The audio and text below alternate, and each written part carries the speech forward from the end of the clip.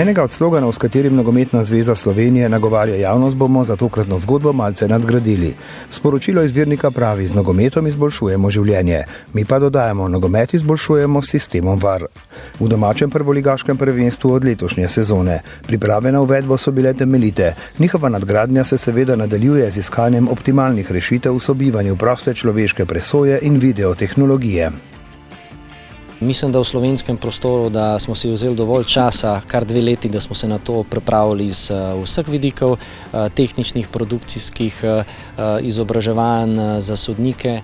Moram reči, da sem s samo implementacijo VAR sistema v Sloveniji zelo zadovoljen. Projekt je v začetni fazi in pri vsakih podobnih projektih seveda na začetku ne more biti vse optimalno. In z namenom, da bi bilo čim manj odstopanj od tega, kar zahtevajo pravila nogometne igre, tudi tu velja vaja dela mojstra.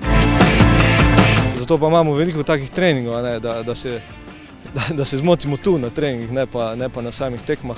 Tokratni trening v Nacionalnem nogometnem centru na Brdu pri Kranju je bil namenjen prepovedanemu položaju, ki mu je sistem VAR dal novo dimenzijo ob ideji, da se morebitna napaka naknadno popravi.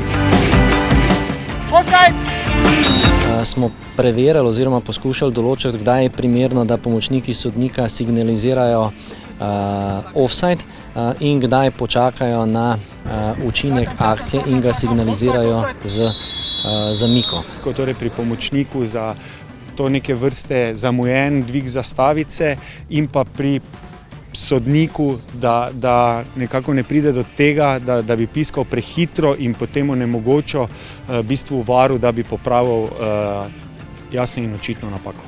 Pomembno namreč je, da v čistih oziroma zelo obetavnih situacijah za dosego zadetka, razen kadar gre za zelo očitne zadeve.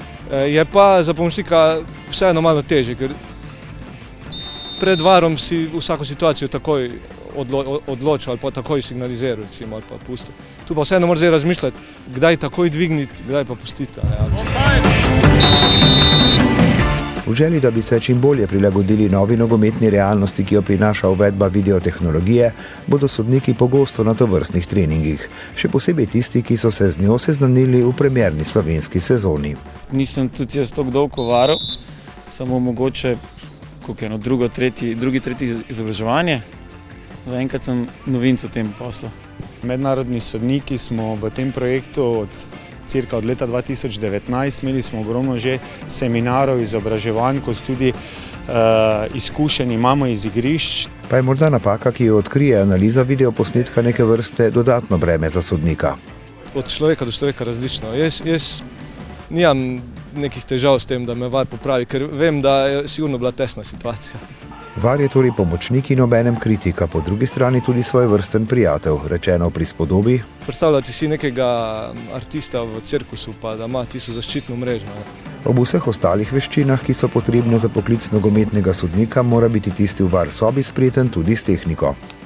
Mi smo v začetku leta opravili razpis in smo k sodelovanju povabili aktivne sodnike, ki imajo ustrezno tehnično predznanje, da bi lahko opravljali vlogo operaterjev na samih tekmah.